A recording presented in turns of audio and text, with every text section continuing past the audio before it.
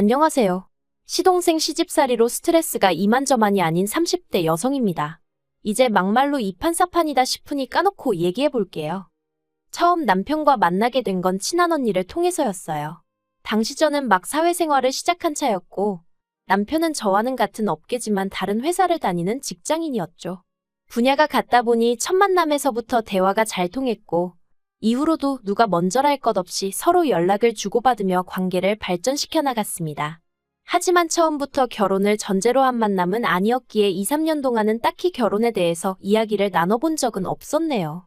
그렇다고 언젠간 헤어질 건데 생각하며 만났던 것도 아니긴 하지만요. 한편 그런 와중에 아버님이 교통사고를 당하시면서 3개월 동안 병원 신세를 지셨거든요. 그리고 그때 남편이 아무래도 여러 가지로 생각이 많아졌던 모양이에요. 모르긴 몰라도 자기가 장남이기도 하고 그러니 시부모님께 결혼해서 애 낳고 잘 사는 모습을 보여드리고 싶었던 건 아니었나 싶기도 하고요. 아무튼 그때를 기점으로 남편이 적극적으로 결혼 이야기를 꺼내기 시작했고, 한 명이 적극적으로 나오니까 이후로는 일이 착착 진행이 되대요. 하지만 상견례 자리에서 정말 꿈에도 생각 못한 이야기를 듣게 되었습니다. 처음에 남편과의 결혼을 허락받기 위해 시댁에 인사를 드리러 갔을 때도 그런 말씀은 전혀 없으셨는데 갑자기 저희가 결혼을 하더라도 당신들은 한 푼도 보태주실 수 없다고 하셨거든요. 친정부모님도 저도 몹시 당황스러웠죠. 그런데 더 당황스러웠던 건 심지어 남편도 처음 듣는다는 얼굴로 아버님 어머님을 바라보더라는 거예요. 하지만 두 분 다 태연하게 아들 둘 키우느라 버는 족족이 써버려서 모아둔 돈도 없고 능력도 없다며 저희 친정부모님더러 그래도 둘이 좋아 죽고 못 산다니 결혼을 안 시킬 순 없지 않느냐 하시는데 시부모님의 뻔뻔한 태도에 정말 어이가 없었죠. 그래서 제가 친정부모님더러 그냥 집에 가자고 했어요. 남편에게는 시부모님하고 이게 어떻게 된 일인지 얘기를 잘 해보라 했고요. 그렇게 식당에서 나와 친정부모님 두 분 다 무슨 저런 사람들이 있냐시며 저를 위로하셨지만 솔직히 당시 저는 슬프기보단 화가 났습니다. 도대체 저랑 저희 부모님을 어떻게 보고 저런 식으로 말씀을 하시는 건지 어이가 없었죠. 정말 열불이 나서 손발이 부들거리고 가슴이 벌렁거리더라니까요. 그런데 그때 뒤에서 남편이 다급하게 제 이름을 부르며 쫓아왔어요. 그러자 친정부모님이 일단 그래도 얘기는 해보라며 자리를 비켜주셨고 그렇게 저랑 남편이 대화를 나누게 되었습니다. 그리고 남편은 하늘의 맹세코 자기 부모님이 저렇게 나오실 줄 몰랐다면서 자기도 너무 황당하고 매우 실망했다고 이참에 부모님과 단판을 지을 거라나요. 그리고는 정말 염치가 없지만 그래도 자기한테 한번 기회를 줄 수 없겠냐고 묻는 거예요. 시부모님과는 별개로 자기 한 사람만 봐줄 수는 없겠냐면서 자기가 평생 저한테 잘하고 살겠다고요. 하지만 그땐 솔직히 이성적인 판단이 불가능했어요. 아무리 남편이 좋은 사람이라지만 시부모님하고 막말로 평생 안 보고 살 수 있는 것도 아닌데 떼어놓고 생각을 한다는 게 쉽진 않았죠. 그리고 결혼은 어쨌든 현실이라는 주변의 얘기처럼 도움을 받기는커녕 이러다 도움을 드리며 살아야 하는 건 아닐지 걱정도 되었고요. 아무튼 제가 이렇게 추려쓰곤 있지만 둘이서 3시간 넘게 대화를 주고받았고 결국엔 남편을 한번 믿어보기로 했어요. 그래도 남편이 말하길 자기가 모아둔 돈이 1억 가까이 있다고 했고 자기 나름대로 인생 계획이 있다면서 제 앞에서 읊어대는데 생각이 깊다는 것도 느껴졌고 그리고 연애하는 동안 지켜본 바로는 남편이 자기가 한 번 뱉은 말엔 책임을 질 줄 아는 사람이었거든요. 그래서 결국 제 마음을 따라가기로 한 거죠. 하지만 제 이런 결정을 친정부모님께 알리니 친정부모님은 영 탐탁치 않아 하시는 눈치셨어요. 남편과 이야기를 해보라는 건 잘 달래서 정리를 하라는 뜻이었다 하시며 곤혹스러워 하셨지요.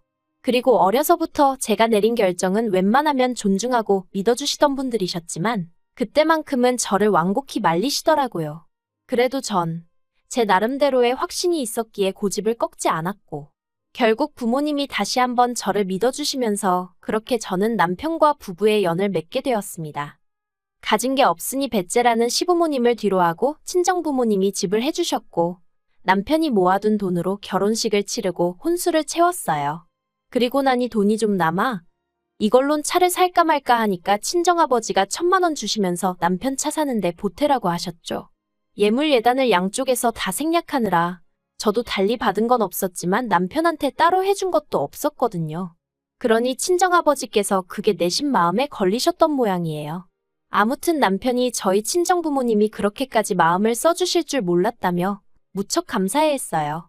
어떻게 표현해야 하나 싶은데 전 제 결혼 생활이 이 정도면 충분히 이상적이라고 생각했고 그래서 이제 저희 결혼 생활에는 소위 꽃길만 있을 줄 알았어요. 그런데 생각지도 못한 곳에 지뢰밭이 있었으니 바로 남편의 하나뿐인 형제, 시동생이 문제였네요. 사실 시동생이 처음부터 눈엣 가시긴 했어요. 나이는 남편보다 2살 어리고 저랑은 동갑이었는데 엄연히 따지면 제가 손이잖아요.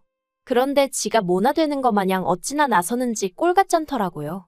처음에 시댁에 인사를 드리러 갔을 때도 어머님 아버님이 뭐라 말씀도 하시기 전에 저희 집 종교가 뭔지 제사는 지내는지 그런 걸 묻더니 자기네는 사촌들하고도 사이가 다 좋아서 가족 간의 화합이 중요하다 어쩌다 하는데 전 속으로 너나 잘하세요 그러고 있었네요. 그러면서 1년에 제사가 5번 있는데 절대로 빠지면 안 된다는 둥, 그리고 미리 말해두는데 제사 음식은 정성이 들어가야 한다는 둥. 그러니까 남편이 시동생더러 원래 음식은 정성이라지만 너는 뭐 먹을 줄밖에 더 아냐고 무안을 주대요? 하지만 그 소리를 듣고 시동생이 기껏 한다는 말이 우리 집안 여자로서 어떻게 해야 할지 미리 귀뜸을 해주는 거라나 어쩐다나. 어이가 없었죠. 하지만 솔직히 그때는 처음 시댁에 인사를 드리러 간 날이라 긴장을 많이 했기도 해서 시동생의 말 같지 않은 소리에 하나하나 대꾸해줄 여유가 없었죠. 아무튼 식을 올리고 나서 보니까 제사가 무슨 5번이에요. 7번이나 있더라고요. 그런데 문제는 이 제사를 지내기 위해서는 여자들끼리 1차로 시댁에 모여서 음식을 하고 느지막이 남자들이 오면 그제서야 다 같이 시골로 이동을 하는 굉장히 비효율적인 방식이었어요. 게다가 거의 이틀에 가까운 시간을 할애해야 했는데 저는 남편과 마찬가지로 회사를 다니고 있었으니 도무지 그럴 만한 시간이 없었죠. 그래서 남편에게 내가 꼭 가야 하냐니까 안 가도 된답니다. 본가에는 자기가 얘기할 테니 걱정하지 말라면서 말이죠. 그래서 명절의 제사에는 참석하지 않았어요. 대신 어머님 계좌로 제사가 있을 때마다 30만 원씩 보내드렸습니다.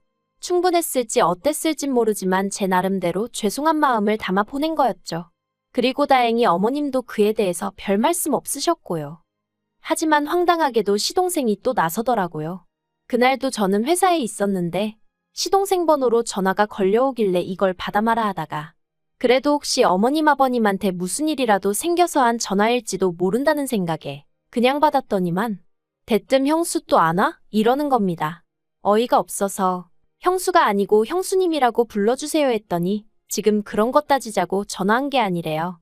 그래놓고는 기껏 한다 소리가 홍씨 집안 맏며느리 자리에 들어와서는 매번 시어머니 혼자 음식을 하게 하냐면서 저더러 시어머니를 무시하는 거냐고 친척들 사이에서 어머님 체면이 뭐가 되겠냐입니다.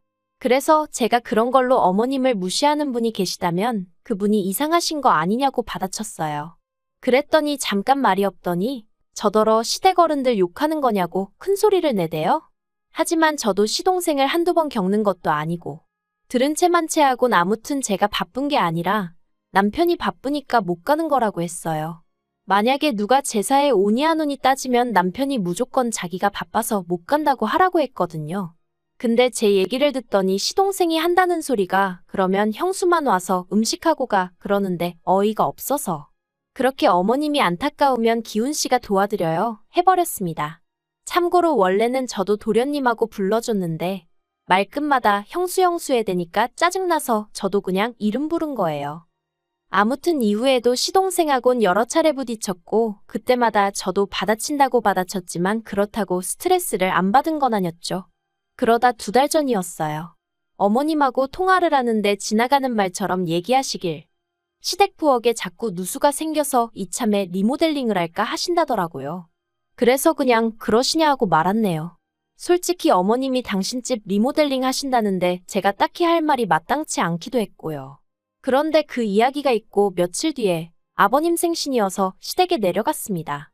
말이 나왔으니 말인데 여기에 관해서도 할 말이 있는 게 원래는 시댁에 5시까지 내려가기로 되어 있었거든요. 시댁에는 차를 가진 사람이 없으니 저희가 시댁으로 먼저 가 시부모님과 시동생을 태우고 식당으로 이동할 생각으로요. 그런데 약속 이틀 전 시동생이 문자로 저한테 5시까지 오란다고 딱 5시까지 오지 말고 오전에 내려와서 미역국이라도 좀 끓이는 게 어떻겠냐대요. 어처구니가 없어서 그 문자 그대로 남편한테 보냈어요. 그리고 시동생한테는 아버님 생신인데 직접 끓이지 그러냐고 답장을 했죠. 그리고 이유는 뭐 말해 뭐 하겠어요. 남편도 시동생한테 전화로 욕을 퍼부었던 모양이에요. 니나 똑바로 하지 싸가지 없게 왜 형수한테 이래라 저래라 하느냐고요. 그리고는 한 번만 더 이따위로 굴면 가만 안 둔다고 했다는데 솔직히 남편이 시동생한테 그렇게 얘기를 한 게 처음이 아니었거든요. 그래서 이번에도 그냥 하는 소린 줄 알았네요. 아무튼 원래 계획대로 약속 당일 시댁에 도착하여 식당으로 이동을 했어요. 그리고 저희 아버님이 평소에도 식사하시면서 반주하시는 걸 좋아하시는데 그날은 당신 생일이었으니 더 기분이 좋으셨던 모양입니다. 아들들한테도 계속해서 술을 권하셨거든요. 그런데 저희 남편은 운전을 해야 한다며 술을 입에 대지 않았고 그래서 남편 대신 제가 조금 마셨어요. 그리고 어느덧 분위기가 무르익을 때쯤 어머님이 다시 리모델링 얘기를 꺼내시는 겁니다. 원래는 부엌만 하려고 했는데 인테리어 사무실에 가보니까 어차피 부엌만 해도 집이 엉망이 되는 건 똑같다면서 이참에 싹 다 고치고 새집같이 해놓고 살면 얼마나 좋겠냐 하더래요. 그래서 어머님도 따져보고 생각도 해보니까 또 이렇게 마음먹었을 때 하는 거지 싶으시더라며. 그러니까 결론은 집 내부를 전부 수리하셔야겠다고요. 그런데 저는 솔직히 그게 꼭 필요한가 싶었어요. 제가 알기로는 지은 지 8년인가 밖에 안 된 아파트라서 다 때려부실 필요는 없을 것 같았거든요. 하지만 말씀하시는 내내 어머님 표정이 상기되어 있었고 다른 사람들도 가만히 있는데 제가 따지고 들기가 좀 그렇잖아요. 그래서 그냥 잘 결정하셨다고만 했네요. 그런데 갑자기 어머님 안색이 확 어두워지면서 문제는 돈이랍니다. 인테리어 업자가 3천만 원을 부르더라는 거예요. 솔직히 저도 리모델링 그게 돈이 한두 푼 드는 게 아닐 텐데 하는 생각을 아닌 게 아니라 했었거든요. 하지만 통화하실 때 돈이 있고 없고 그런 말씀은 안 하셨으니 저도 크게 신경 쓰진 않았죠. 그런데 알고 보니 돈도 없으신 상황에서 계획만 세워두신 거였더라고요. 그리고 그때 시동생이 저희 부부더러 얼마나 보탤 거냐고 묻는 거예요. 무슨 귀신 씨나라 까먹는 소린가 싶어서 제가 시동생을 쳐다봤어요. 남편도 대번에 돈이 어딨냐며 정색을 했고요. 그러니까 이번엔 아버님이 너네가 결혼한 지가 얼만데 아직도 돈을 못 모았냐면서 살림을 어떻게 하는 거냐고 언성을 높이시는 거예요. 주변에 사람들도 많은데 민망하고 억울하고 짜증도 나고. 하지만 아버님은 계속해서 어떻게 돈을 하나도 못 모았냐며 그러지 말고 반만 보태라시는데 반이라고 해도 1,500이잖아요. 황당하다 못해 어이가 없어서 웃기더라니까요. 그래서 없다고 했어요. 남편도 저도 둘 다 그렇게 큰 돈은 없다고요. 그리고 그날 결국 분위기가 엉망이 돼서 집에 왔어요. 시댁으로 돌아가는 차 안에서 시동생이 뚫린 입이라고 자식이 돼서 그러는 거 아니라는 둥, 형이 변했다는 둥 헛소리를 찍찍해 대니까 남편이 시동생더러 조용히 하라고 한마디 하대요. 그런데 황당하게도 어머님께서 당신은 아들 키워서 남 좋은 일 시켰다는 이해 못할 말씀을 하시는 거예요. 그래도 뭐 결과적으로 못 해드린다고 했고 시부모님도 현실을 받아들이셨을 거라 믿었습니다. 그런데 이달 초 어머님이 결국엔 리모델링을 하기로 했다면서 소식을 전해오셨어요. 그리고는 덧붙이시기를 그래도 한 3주는 걸릴 것 같으니 저희 방 2개를 치워놓으랍니다. 전 처음에 제 귀를 의심했어요. 그게 무슨 말씀이시냐니까 아니 그럼 리모델링 하는 동안 당신들이 어디가 있겠냐면서 저희 집으로 올라오실 거라는 거예요. 그래서 안 된다고 했죠. 저나 남편이나 다 출근하고 나면 빈집인데 시부모님의 시동생까지 부담스럽고 어렵다고요. 당장 방을 비우기도 어렵고 여러 가지로 어렵다 죄송하다 몇 번이나 말씀을 드렸습니다. 그랬더니 아마 어머님과 제 통화를 아버님과 시동생도 듣고 있던 모양이에요. 아버님이 전화기 내놔라 어째라 난리가 났고 34평짜리에서 둘이 살면서 시부모도 못 오게 하냐 어쩌냐 싸가지가 있네 없네. 그래서 제가 회사라 통화 길게 못한다. 나중에 다시 남편하고 연락드리겠다 하고 일단 전화를 끊었습니다. 마음이 심란하여 도통 일이 손에 잡히질 않아 결국 평소보다 조금 일찍 퇴근을 했어요. 그리고 남편에게 전화하여 이런 일이 있었다 하니 자기도 바로 집으로 오겠다대요. 그리곤 얼마 안 있다 저더러 바로 지금 시댁에 가자더니 진짜 시댁으로 향했습니다. 시부모님께선 저희가 평일 저녁에 그렇게 올 거라곤 생각지 못하셨겠죠. 꽤 당황하신 얼굴로 저희를 맞으셨거든요. 그리고 밉상 시동생도 집에 있었어요. 아무튼 좋은 일로 찾아간 게 아니었던 만큼 바로 본론으로 들어갔습니다. 남편이 어머님 아버님 떨어 도대체 무슨 얘기냐고, 리모델링은 뭐고 우리 집엔 왜 오신다는 거냐 하니까, 그러면 집안을 다 뒤집어 엎는다는데 여기서 우리 셋이 어떻게 지내냐며 어머님 아버님 시동생 할 것 없이 다들 난리더라고요. 그러자 남편도 그러니까 대책도 없이 일단 리모델링부터 하겠다 하고 통보를 해오면 어떡하냐면서 화를 내대요. 그런데 그때 시동생이 한다는 말이 남편더러 너무한다면서 부모님을 무시해도 정도가 있는 거 아니냐고. 형수가 얼마나 무섭길래 그러냐며 막말로 형수가 시부모님 못 오시게 하고 그러면 형수를 두들겨 패서라도 정신머리를 고쳐놔야지. 어떻게 형수한테 휘둘리고 살 수가 있냐면서 남편더러 실망이다 그러는데 제가 방금 뭘 들은 건가 싶더라니까요. 그래서 제가 지금 진심으로 하는 얘기냐니까 시동생이 제가 지 마누라였음 벌써 뒤지게 맞았답니다. 그런데 그 순간 저보다 남편이 먼저 주먹을 날려 시동생 얼굴을 정통으로 갈겼어요. 보자 하니까 못하는 말이 없다면서. 남편한테 한 대 맞고 나가떨어진 시동생은 쌍코피가 났고 어머님 아버님은 형이 돼서는 동생을 이렇게 패냐고 고함을 치셨습니다. 그리고는 어머님은 대뜸 해준 거 없다고 시부모 괄시하는 거 알면서도 당신이 아무 말 안 했지만 저 때문에 형제간이 이렇게 된 건 못 참는다며 저더러 남편하고 이혼하랍니다. 그러자 이번에도 남편이 저보다 한 발 빨리 어머님께 그런 말씀 다신 하지 마시라고 지금 제가 누구 덕에 이렇게 해놓고 사는 줄 모르시냐고 악을 쓰더니 시동생을 가리키며 저 자식 때문에라도 당분간 여긴 안 오겠다고 딱 선을 긋더라고요.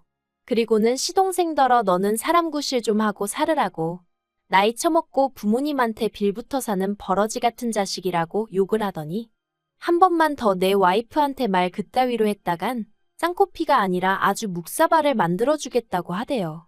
그리고는 뭐 뒤도 안 돌아보고 저더러 집에 가자 하대요. 솔직히 올라오는 차 안에서 좀 전에 있었던 일을 곱씹어보니 통쾌하기도 하고 동시에 씁쓸하기도 하고 그냥 제가 마음을 좀 넓게 쓴다 생각하고 올라와 계시라고 할 걸 그랬나 하는 쓸데없는 죄책감도 들고 기분이 좋기만 한 건 아니었네요. 하지만 지금은 그래도 며칠 지나서 그런지 마음이 안정이 됐어요. 매사 제 마음 같을 수도 없는 거고 그러니 시간에 맡겨두렵니다.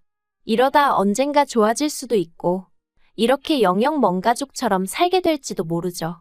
하지만 전 그냥 저랑 남편만 생각하면서 살아야겠어요. 적어도 남편이 그때 그 약속처럼 계속해서 제 곁에서 저를 든든히 지켜주기만 한다면 적어도 두렵고 겁나는 일은 없을 것 같으니까요.